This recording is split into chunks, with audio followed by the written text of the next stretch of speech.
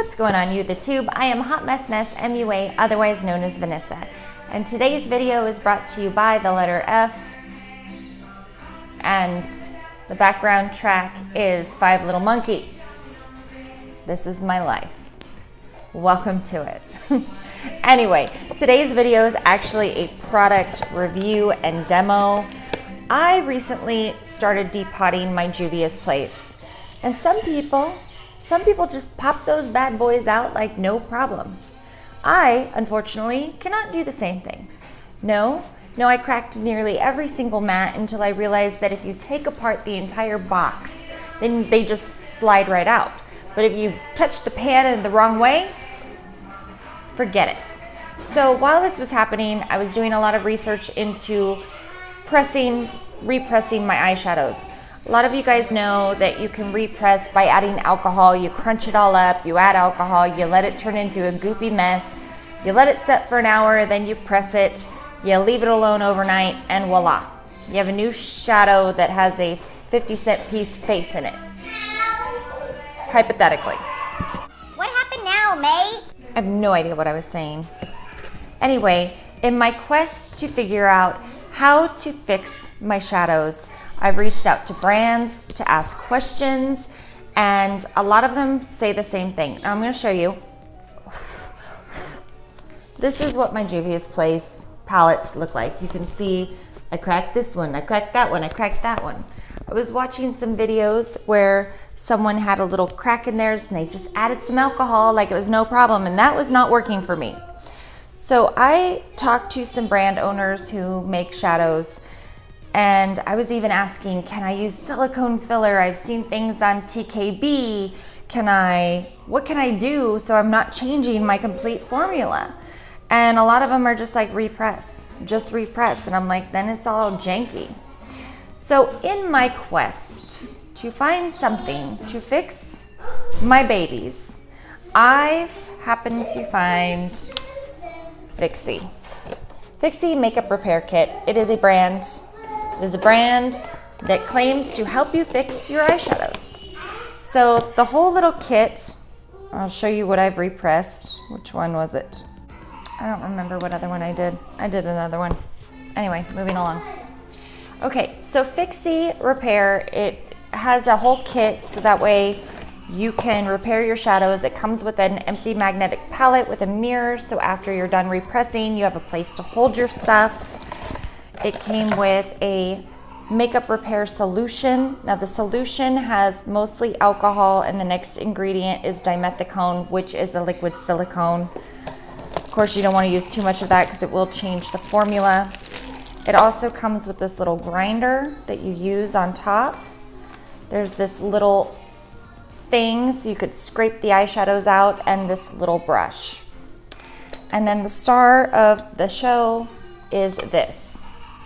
You stick this on top, you put your shadow in, and then you grind it all up. Then when you're done, you make sure you dust off the sides and everything. You take your powder, you put it inside one of the pans, and each different size pan fits in one of these. So you want to make sure you put it on top of a paper towel, and then you simply put it in and press and hold. Before you put it in, obviously, you spray with the fixing medium, and each one, it tells you spray 5 inches above the tins, 1 to 2 sprays for small, 2 to 3 for medium, and 3 to 4 for large. But it does say it will not bind all types of products. So then you just stick it in there, you push, you take it out, and voila, you have a new shadow. I have done this, and I'm going to share with you a little demo here. So each kit comes in a box just like this, and on the side of the box it lets you know how many things you can create with this kit. And then your little side, before and afters, and your product card with directions. The mixing medium, the spray binder, is isopropyl alcohol and dimethicone, which is a silicone base. And yeah, I like it a lot. I know, here's a spoiler alert. And then you have this little grinder. One side is to level out, the other side is to pick. Oh, and this is the actual grinder. Sorry, the other is just to pick out your eyeshadows, and a little tiny brush. Here's your empty palette in order to store your new shadows. I know a lot of us already have empty palettes, but this one has a nice mirror, so I thought it was a good touch for the bundle. Here's the tray, and then you just slide the net, which you grind, on top. It cleans very easily. It doesn't have any porous to it, so it's very easy to, clean up with soap and water. And then the actual little presses that fit into the molds are silicone, so if you were doing a dry base, you can actually just wipe that away with a baby wipe. These are my Juvia's Place that need repair. I want to do them all. I know, so sad. And then here's the shadow that I am repairing in this video. It's a Juvia's Place, it's very pigmented. I always use something underneath, a paper towel, something, because pigment does get everywhere. This is a messy process. So I start just by grinding that shadow right out of the metal pan that it comes in. You could reuse your pan, but my whole problem with this is that it had a little nick in the side, so I had to get a new one, so I had less mess. So I'm just digging that right out and putting it into the little net in which I will start the grinding process. So in between the grinding, I also take the brush to make sure I'm getting as much pigment as possible, and then you go right into the grinding process. And you want to keep it low and push and grab it at the sides, so that way you're grinding up and making it as fine of a powder as possible. It just makes for a better press. And then I'll run the brush along the sides, so that way I'm getting all the product, because sometimes the product will push up against the side, and you just take that little brush. And then I also take the brush to the grinder, so I'm not losing any product here. It's a little meticulous, but I actually found this really soothing. This was a fun process for me. I thoroughly enjoyed it. So I'm just running the brush along the sides and then going back with the grinder and repeating that process until there's no pigment left on top of the actual net. So then I want to give the net a good little tap, make sure I'm getting anything else. It's going to be messy, so make sure you set this net as well onto a napkin. And then you can see all that finely milled powder.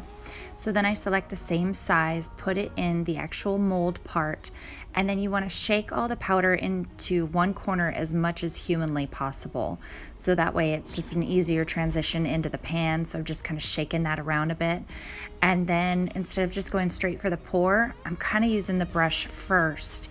And then once that's all into the little pan, I'm pushing the brush all on the outsides of the rim, so that way it's getting directly into the tin.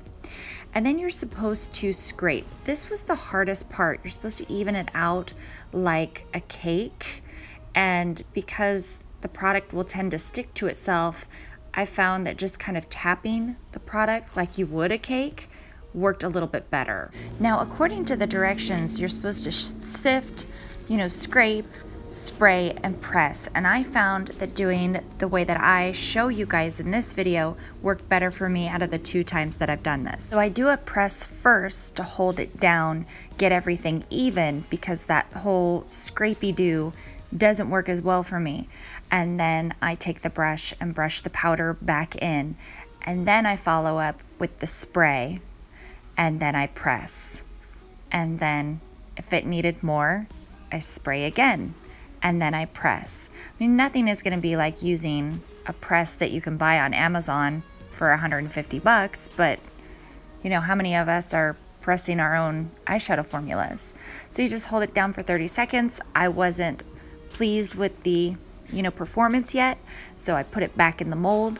I sprayed it 2 more times, and then held it down again another 10 seconds and just gave it a good shoulder push, and then you check it again, see if it's up to your standard, and then I scrape the sides, make sure that I got everything, and then if it needs one more press, spray a little more, press again, and then overall, I think it turned out fantastic. My shadow looks beautiful.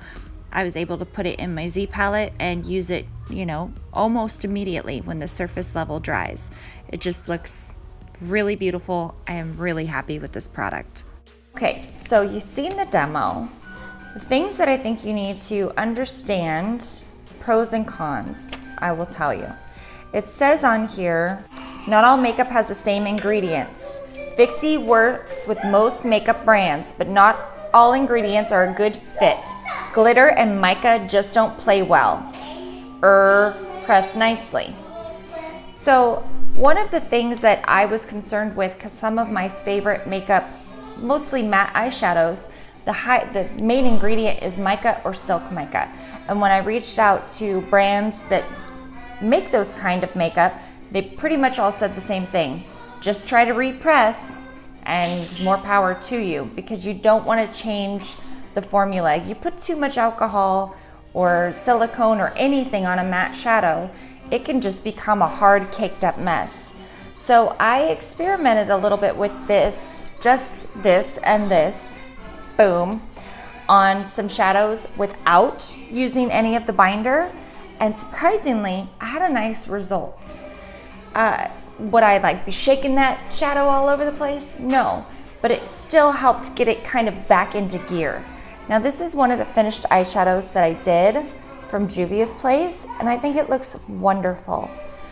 I like this kit, and I am really excited to have it. As a matter of fact, I'm gonna go repurchase some of these, because in my Juvia's you can see that one of the main problems that I had when I was depotting is I nicked the side, and that was just enough to crack it. I want to redo all the ones that look like crap. I just do. And the binder worked well with the Juvia's Place. I just think if you go out and purchase this kit, make sure that you're looking into the ingredients first. You don't want to ruin something if you can just press it. Now, yeah, you could just do a quarter and a napkin, but this is perfectly placed for your, basic shadows. So I felt like, wow, that's pretty awesome. And then there's some things that you could just make them into loose powders if you wanted to. That is an option too. The pros is, look, I have a shadow that has been repaired. I don't have to buy a brand new Juvia's Place palette and just give up on my depotting. I have been able to repress a Devinah Cosmetics shimmery shade. It's one of the bigger ones. It just came out of the pan. I don't know what happened, but I literally just popped this and this on top, smushed it down, and it's back to perfection. I mean, I lost my D in it, but it's great. The things that I find as a drawback for this is I have to wash it completely in between usage. Because if I leave a little bit of, say, the orange that I just repressed, and then I tried to go in because I'm on a kick and I want to do it all at once, and I did a red, you're gonna have that residual powder and mix and contaminate. But on the plus side, you could mix your own new shades if you like. So that was definitely a yes for me. The brand owner was very responsive. When I was asking questions via Instagram, I was asking about, what things I could use. Would it be ruined if I, use this binder? And she answered all of my questions completely. The other question that I had was, this whole kit runs $54. This stuff, this is what I'm gonna wanna repurchase the most. And she said, yes, she will be selling the binder liquid in the future. I like this enough that I would consider getting a second one, so that way I could multi-press. I know that's a bit extra, but I find it like it cleaned up very nicely. I mean, I literally washed each piece with soap and water, let it dry before I did the next one, which is kind of a pain, but at the same time, it worked so completely that I was really impressed with it. It's that simple. You literally grind and use the powder, and then you pour it into the little press kit, and then you spray and press, and then it was easy for me to just pop it right into my palette, and I could use the shade almost immediately. Whereas if you guys press any of your own makeup, you know that a lot of times you have to wait 24 hours. And the whole just spraying a little alcohol on top, that has not worked for me. I tried doing that with this one. So this one's gonna be repressed. And there's a lot of these that I don't even want to stick a brush in them. This one's flaking away. It needs to be repressed, but they just look great. I'm really, really happy with the kit, and it makes me not so afraid. So if you went out and got this, I just suggest you double check the makeup ingredients first. If one of the main ingredients in something you're pressing is a mica, you might want to double check, or just try to press with just the kit instead of using the binder or very little binder. But that's the thing I liked about this. So little of this is needed in order to repress, so you don't have that soggy, sappy mess. So this is a win for me, guys. The customer service was great. I got it in a very timely manner. I was able to ask questions. On the website, it says it is a full money back guarantee. And the only downside that I can think of is that I literally have to wash the complete thing in between, because you don't want to contaminate colors, but this part wipes away clean with a baby wipe. So if you're pushing anything completely without using the grinder at all, then you can just wipe it away with a wipe and it works perfectly. So if you have any questions about the Fixy Makeup Kit, please leave them down below. And I hope you enjoyed watching this demo and review. I think it's a great product. I'm surprised someone didn't think of it sooner. And yeah, that's it for me for now, guys. We'll see you in the next video. Thank you so much for watching. Mwah. Bye.